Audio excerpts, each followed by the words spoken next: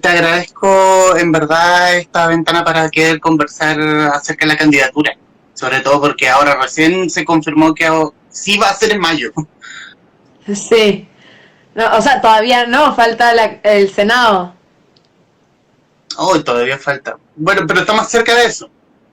Sí, no, yo creo que va a pasar el Senado, así que espero que no se vuelvan a modificar las fechas y que se tomen las medidas necesarias para disminuir los números de la pandemia, que la gente realmente pueda guardar cuarentena, porque con las medidas que existen actualmente la gente tiene que decidir entre comer y poder cuidar su salud. Entonces, yo creo que por ahí va la cosa un poco.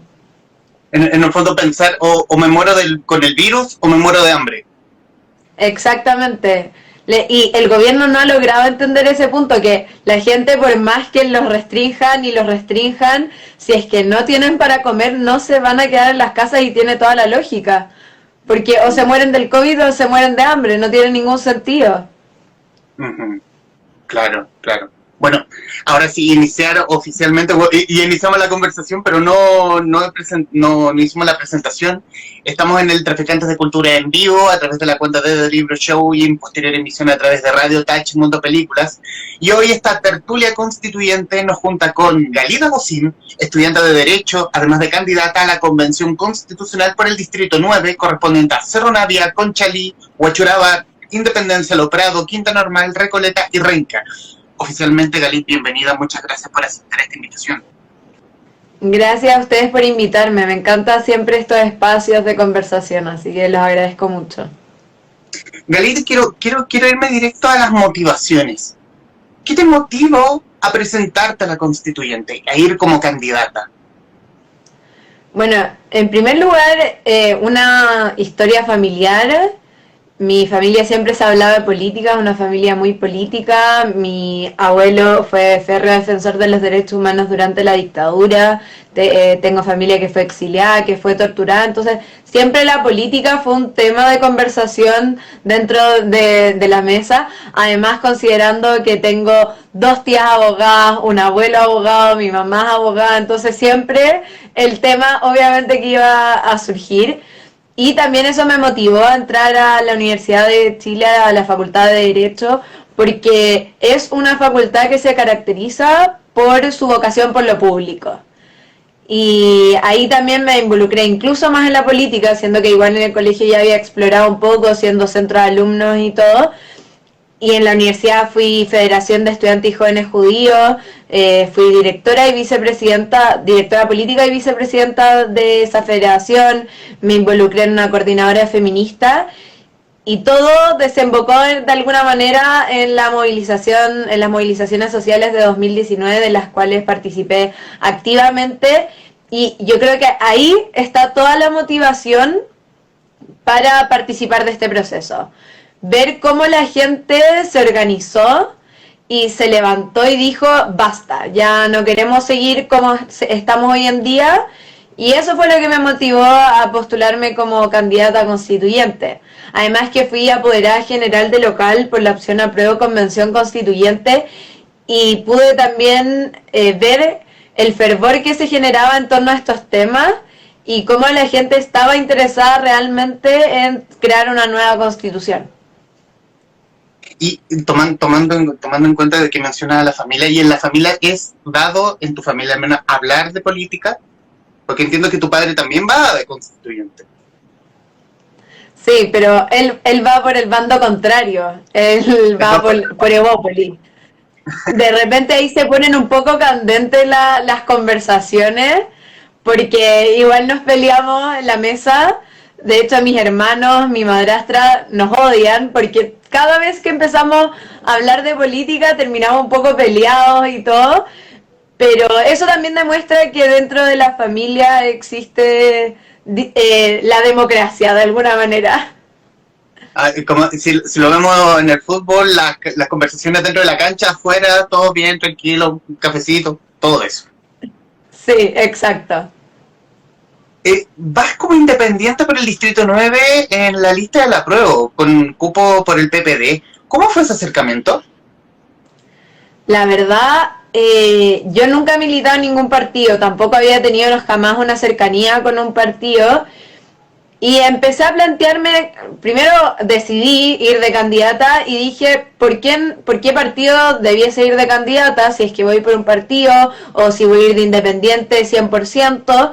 Y finalmente me sentí de alguna forma atraída por el PPD, porque siento que es un partido que ya está bien establecido y que también tiene una política en general de diálogo y de negociación. Y yo creo que en la convención esa política va a ser muy necesaria, sobre todo considerando que el quórum de aprobación en la convención es de 2/3 y se prevé que el 43% de la composición de la convención va a ser de derecha. Entonces va a ser necesario tener esa disposición de conversar, de dialogar, y obviamente existen ciertas cercanías programáticas con el PPD, pero la verdad es que yo llegué tocando la puerta.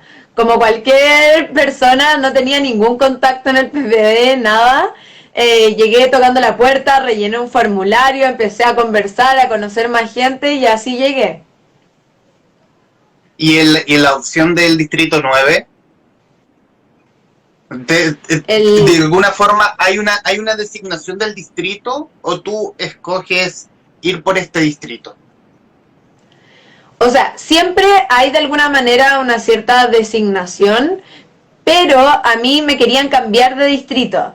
Me habían dicho, puedes ir por el distrito 9, y yo dije, me encanta el distrito 9, creo que es un distrito que no solamente quiere una nueva constitución, la necesita, refleja la realidad del 80% más de la población chilena, de la realidad que viven vecinos y vecinas del distrito 9, y la realidad de vecinos y vecinas de muchos distritos más. Entonces, para mí era un muy buen distrito, y incluso en un minuto me plantearon de que yo ya no iba a poder ir por el distrito 9. Y yo ahí tuve que pelear con uñas y dientes y decir, no, este es el distrito por el que quiero ir, porque creo que es un distrito que refleja la realidad de la gran mayoría de chilenos y chilenas, y que eso también nos permite llevar las propuestas y los problemas que tienen a la convención y generar una constitución para todo el país. Haciendo memoria en conversaciones que tuve con Santiago Escobar, que también va como candidato del distrito, y sumado también a Gonzalo Bacigalupe, sumar dos ideas, que es un distrito a lo menos muy abandonado de la política de Estado, y a la vez un distrito muy combativo. A mí lo de que sea combativo es uno de los atractivos de por qué terminé decidiendo ir por el distrito 9. Es un distrito que está sumamente organizado, existe un sentido de pertenencia y de comunidad muy grande, es un distrito donde en general prima la izquierda, que tiene poblaciones emblemáticas que lucharon contra la dictadura también. Entonces es un distrito efectivamente combativo, a mí me gusta, y como bien decías tú, es un distrito que ha sido abandonado. Son comunas periféricas que no tienen muchos recursos, que por ende tienen graves problemas estructurales, de vivienda, de seguridad, los adultos mayores están completamente abandonados, y son temas que por lo que decía antes, reflejan la realidad de la gran mayoría de chilenos y chilenas. Y conocer esa realidad permite también representar de la mejor manera posible cuál es el sentir, yo creo, de ese 80%, un poco más, que votó a prueba el 25 de octubre del año pasado. ¿Y cómo ha sido la experiencia de la candidatura? Hacer calle, bueno, la oportunidad que hemos tenido antes que nos guardaran a todos. ¿Cómo ha sido la oportunidad de acercarte con la gente, oportunidad de conversar en conjuntas de vecinos, en tertulias como esta, virtuales y presenciales? ¿Cómo ha sido? ¿Qué sensación te ha dejado? A ver, son varias sensaciones. En primer lugar, nosotros desde un principio establecimos que queríamos ser una candidatura completamente de terreno. Nosotros, antes de que sucediera que aumentaran los casos y que la situación sanitaria empeorara, nosotros hacíamos 2 o 3 ferias en la mañana puerta a puerta, juntas de vecinos, reuniones en la tarde, y en la noche hacíamos de repente lives o entrevistas o cosas por el estilo. Entonces era una candidatura muy movida, y que por lo menos a nosotros los que más nos interesaba era escuchar a la gente. La idea no es que esta constitución sea como la constitución del 80, que se escribió bajo 4 paredes, nadie pudo decir nada. Lo principal que tenemos que aprovechar en este nuevo proceso es aumentar los mecanismos de participación ciudadana, que la gente pueda participar de la convención, ir a terreno, escuchar lo que tiene que decir la gente, y no solamente ir a terreno durante las elecciones, sino que volver al terreno constantemente durante la convención. Y ese es otro de los problemas con los que nos hemos enfrentado en terreno. La gente, hay 2 temas que siempre te repiten negativos respecto a la política, a cómo ha funcionado el sistema hasta ahora. Por un lado, reclaman siempre que los candidatos van a hacer terreno y a hablar con la gente cuando es periodo de elecciones, y después, ¡puf!, desaparecen, no aparecieron nunca más. Y ahí yo siempre trato de meter el tema de la participación ciudadana. Si encontramos nuevos mecanismos de participación ciudadana, yo estoy segura de que los políticos, y en eso me incluyo a mí, porque hoy en día, como voy de candidata, también soy política, no nos vamos a poder desentender de lo que la gente quiere, y ya no vamos a poder no ir al terreno y no escucharlo. Y el otro punto que siempre ponen es que los políticos hacen y deshacen, siempre prometen y nunca cumplen, que ya están completamente decepcionados de la política. Y yo creo que eso tiene que ver con la antigua política. La manera en que han funcionado los partidos, que ya no acuden a las bases, ya no son representativos, y por lo mismo la gente está muy descontenta. Pero lo que sí ha sido bueno, que yo, yendo como independiente, joven de 23 años, la gente en general ha percibido eso de muy buena manera. Y hablando de, porque si bien el votante tradicional a esta altura ya está desencantado de los políticos, pero de alguna forma si ese político también, y también está de alguna forma desencantado con los jóvenes, como que, y es como joven, y usted sabrá, y es como que, y es el prejuicio propio del votante promedio que ya está entrado en edad. ¿Te has encontrado con eso? La verdad es que yo al principio, cuando empecé a hacer campaña, uno de mis grandes sustos era que me criticaran mucho por la edad. Porque me iban a tratar de inexperta, que no tenía las herramientas para poder participar. Y me encontré con esas críticas, pero de parte de los políticos y de las como cúpulas de poder. Pero de la gente no me topé con esa sensación, todo lo contrario. La sensación era que les gustaba que yo fuera joven, que necesitábamos renovar la política, nuevas ideas. Además, yo siempre digo, nosotros fuimos los que comenzamos este movimiento social que se gestó en 2019. Fueron los jóvenes los que saltaron los torniquetes, los jóvenes los que de alguna manera despertaron a la población. Y por lo mismo, creo que para la gente lo ven como algo positivo. Los políticos lo ven como algo negativo, y yo también creo que más que como algo negativo, a veces les asusta un poco, porque evidentemente venimos con nuevas ideas, con nuevas maneras de hacer política. Y ya metámonos con las manos, vámonos directo a la masa, a las ideas. ¿Qué ideas va a empujar Galita Gosín en la escritura de una nueva constitución? Hay muchas cosas que hay que modificar, hay que cambiar de la actual constitución, y muchas cosas que agregar, pero yo siempre hablo de 3 puntos principales. En primer lugar, creo que tenemos que transitar desde un Estado subsidiario, que es lo que tenemos hoy en día, que el Estado actúa ahí solamente cuando los privados no quieren o no pueden entrar, pone el foco en la economía y no en las personas, en la individualidad. Tenemos que transitar desde ese Estado a un Estado social de derecho, donde sea la persona la que está al centro de la gestión, y donde el Estado sea quien nos garantice los derechos sociales como la vivienda, la salud, la educación. Esos derechos hoy en día están establecidos como meras libertades, y pongo esas comillas porque la verdad es que no son verdaderas libertades porque todo depende del bolsillo, de si uno tiene el poder económico para optar libremente, supuestamente, al sistema público o privado, pero no están establecidos como verdaderas garantías. Eso en primer lugar. En segundo lugar, como hablaba antes, la participación ciudadana. Hoy en día el único mecanismo de participación ciudadana que existe, la única manera de ejercer el poder soberano es a través de las elecciones y los plebiscitos. Y yo creo que eso se ha quedado completamente insuficiente.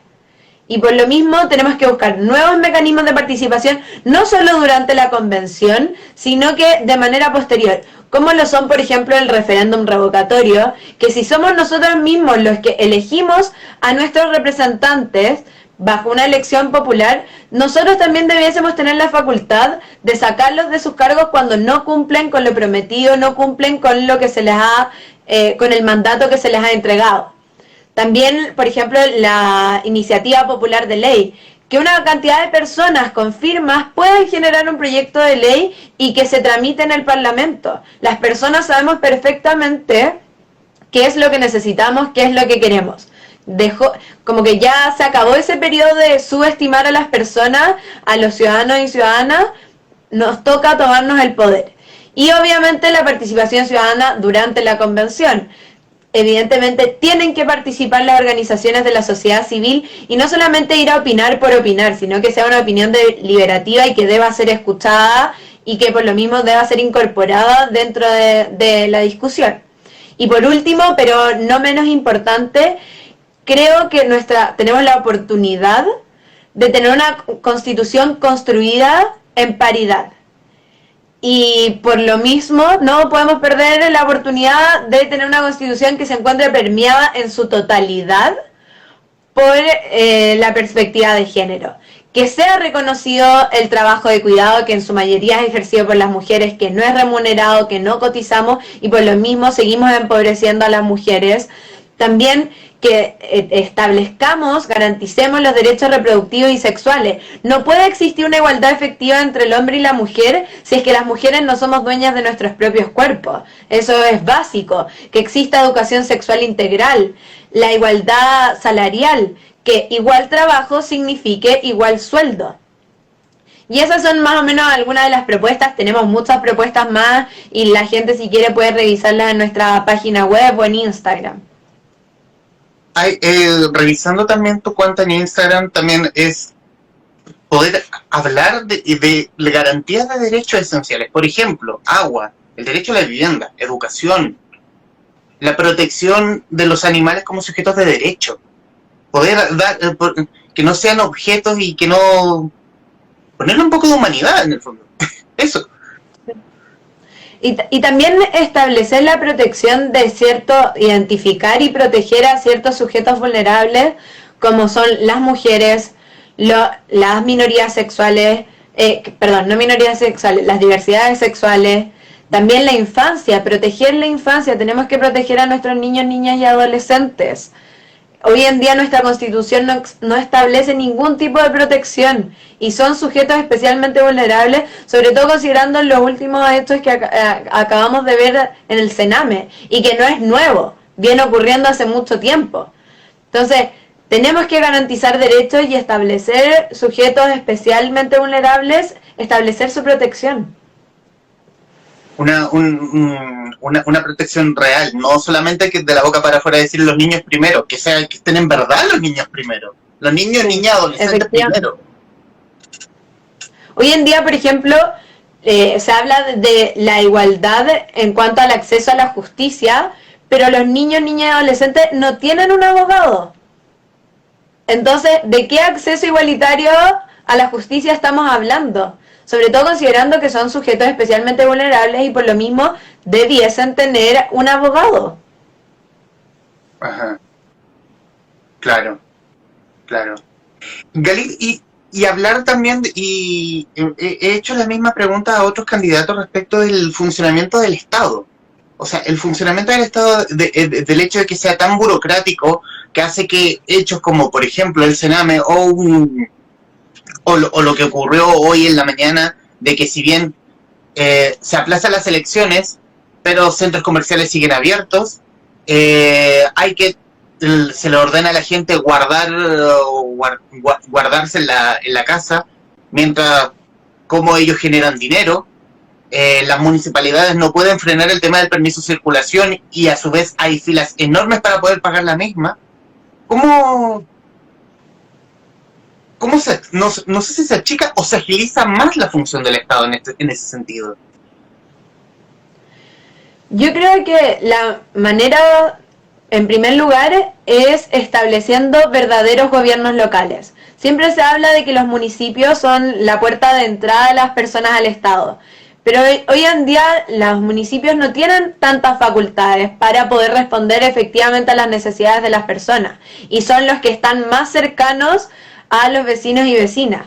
Por lo mismo creo que una manera de mejorar el acceso de las personas al Estado es estableciendo verdaderos gobiernos locales dentro de los municipios y que exista también una redistribución del poder político y económico en torno a las regiones y a los municipios.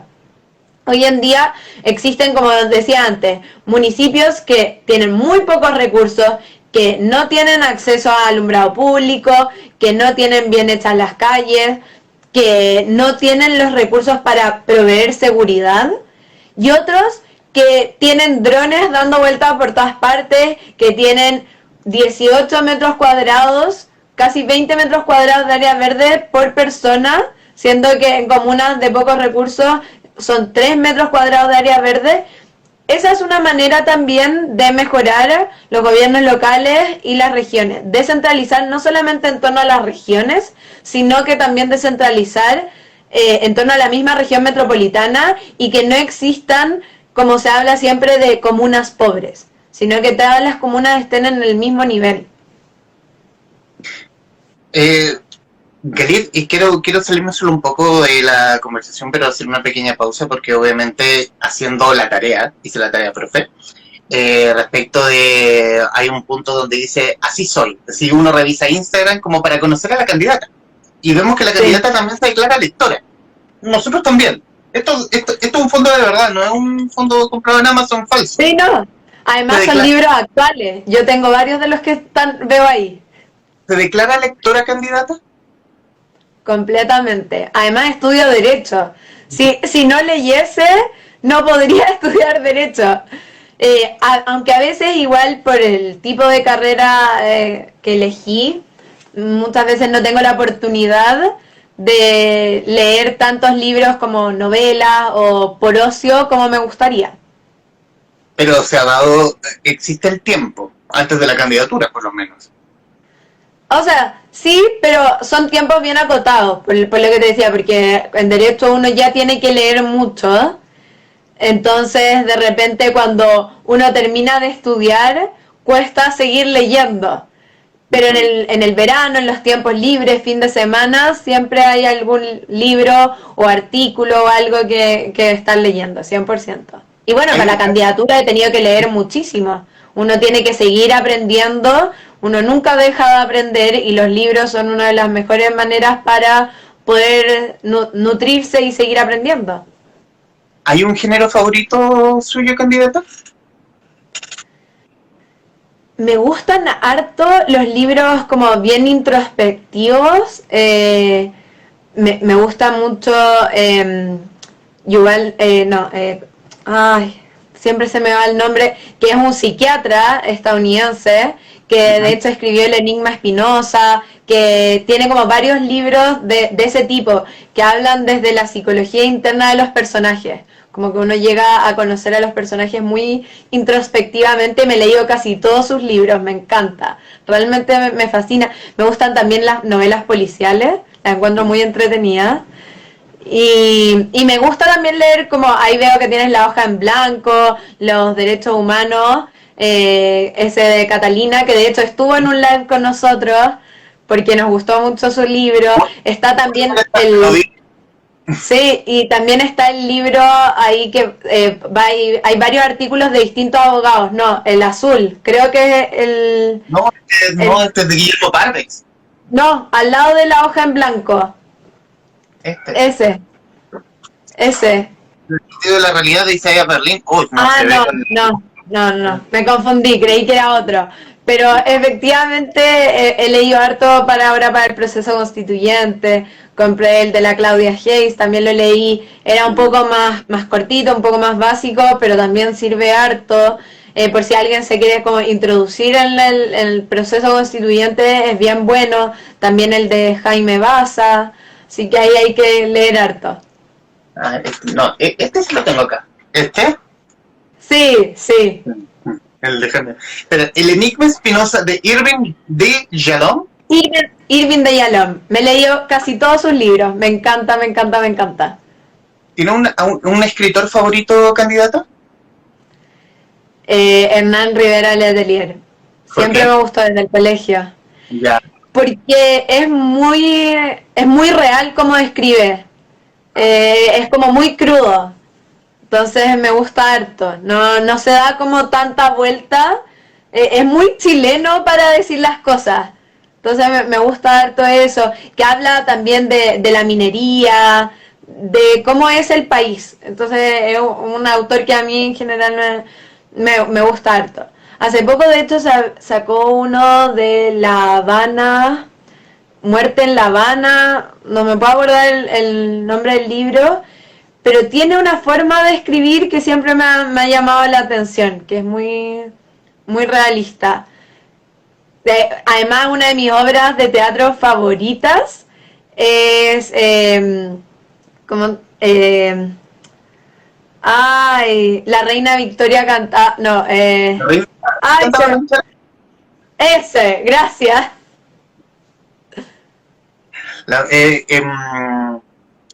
Y tomando en cuenta también los libros y metiéndolos también en la Constitución, y ya más hablando en general a la cultura, y obviamente la opinión personal, ¿crees que está la cultura abandonada por el Estado? No solo por el tema de pandemia, sino desde siempre. Yo creo completamente. O sea, por ejemplo, ahora abrieron los malls, abrieron los gimnasios y no dejaban abrir los teatros, no dejaban abrir los museos.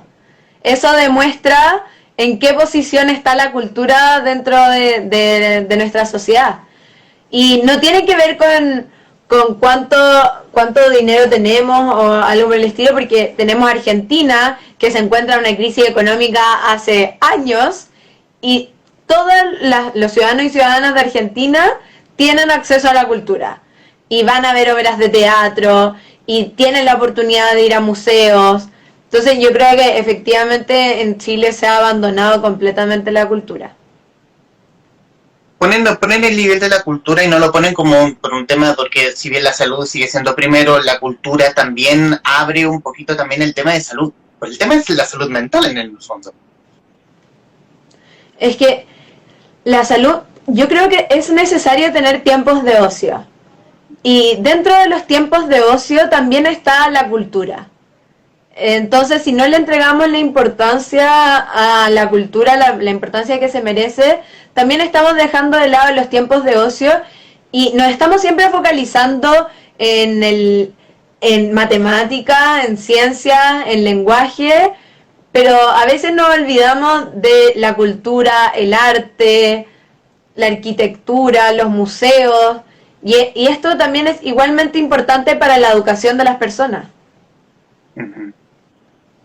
Galid, y bueno, a minutos de cerrar esta grabación, primero agradecerte esta ventana, sobre todo porque siendo previo a un feriado largo, es como ¿quién va a querer hablar? Y tú aceptaste muy amablemente y muy agradecido también que Tatiana creo que se llama, que nos hizo conexión, sí, en para estos minutos. Y bueno, obviamente estos minutos finales son tuyos para que obviamente le hables al Distrito 9, para que le hables a la gente que vive en Cerro Navia, Conchalí, Huechuraba, Independencia, Lo Prado, Quinta Normal, Recoleta y Renca.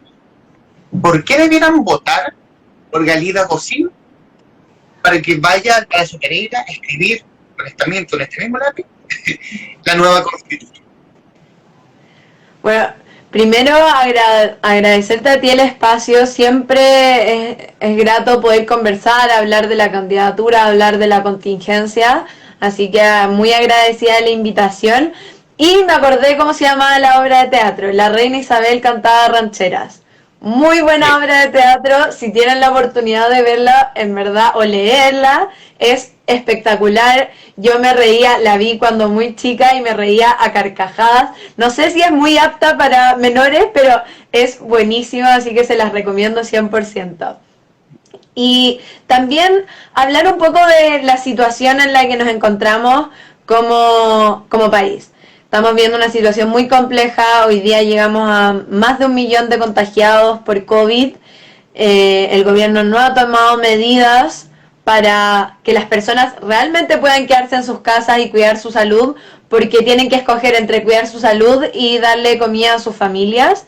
Entonces, mi llamado hoy, y yo sé que el foco no está puesto en las elecciones, el foco no está puesto en las candidaturas, porque ahora el foco tiene que estar puesto en la salud y en cómo seguimos avanzando, en que la gente tenga para comer, tenga para subsistir, hasta que por lo menos mejore un poco la situación sanitaria. Por lo mismo, mi llamado más que nada es a que se queden en las casas. Si es que tienen dudas, consultas, de repente se sienten bajoneados, lo que sea, en verdad no duden en contactarme. Más allá de que voy de candidata, soy persona y todos lo hemos pasado pésimo con esta pandemia y hay gente que lo ha pasado mucho peor que yo, se los puedo asegurar. Entonces, cualquier cosa, si tienen dudas, quieren conversar, me pueden contactar. Tenemos un número de WhatsApp. Mi número de WhatsApp es el más 569-083-0035. También vamos a estar ayudando a los emprendimientos. Entonces, si es que tienen un emprendimiento y quieren visibilizarlo, nos escriben y nosotros lo publicamos en Instagram. Y realmente a cuidarse. Y después, si otro día tienen consultas sobre la candidatura, sobre el proceso constituyente, pueden escribirme y yo feliz también de responder a sus consultas, a sus propuestas, si quieren armar un cabildo, lo que sea. Tenemos todas las ganas de participar en este proceso constituyente, pero en este minuto lo más importante, más que hacer campaña, más que cualquier cosa, es que se queden en sus casas y se cuiden. Así que muchas gracias por la invitación y vamos a tener que seguir haciendo actividades online simplemente para que realmente nos podamos cuidar. Y también, no creo que me esté escuchando nadie del gobierno, no me van a escuchar, pero si están escuchando los del Parlamento, los del gobierno, por favor establezcan un ingreso único de emergencia. Se necesita, universal de emergencia. Se necesita urgentemente para que la gente realmente pueda quedarse en sus casas y cuidarse. Nos van a escuchar, créeme. ¿Puedes reiterar el número de teléfono?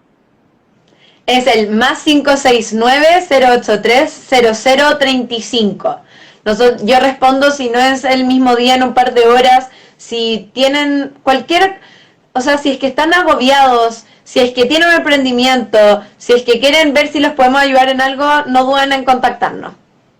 Perfecto. En la descripción voy a poner el número de teléfono para que también puedan acudir a ti, Galid, y bueno, eso, para que en este momento ese es el consejo, quedarse en la casa. Si nos podemos ayudar, venga, vamos, tomémonos de las manos, con alcohol gel, pero tomémonos de las manos y ayudémonos.